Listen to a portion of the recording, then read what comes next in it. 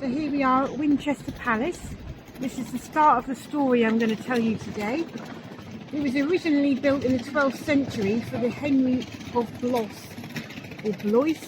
There was lots of squalor in this area, so it was built for the bishops to have a nice place to stay when they visited London.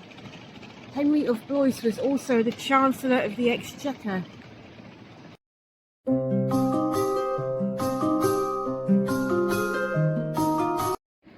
It was originally a lavishly decorated hall with a cellar underneath.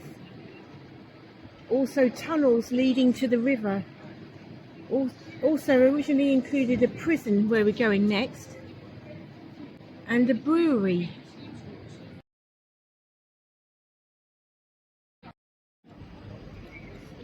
The bishops legalised prostitution in Southwark, and they made their money by taking 10% of their income. They also made money from the gambling and bear baiting that went around here. It was totally destroyed by a Blitz raid in the 1940s. So all of this area would have been squalor and poverty,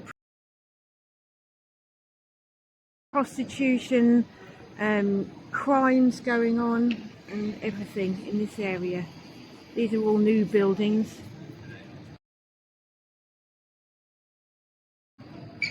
In between the odd new building, you can see old buildings like this one from the original time. This would originally have been right at the side of the River Thames.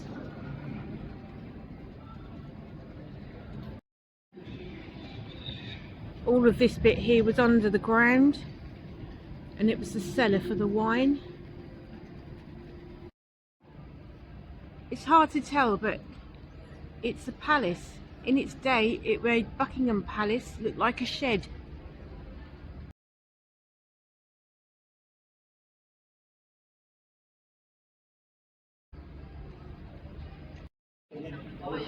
This area would have been in absolute squalor in the medieval times. And even the police were too scared to come here.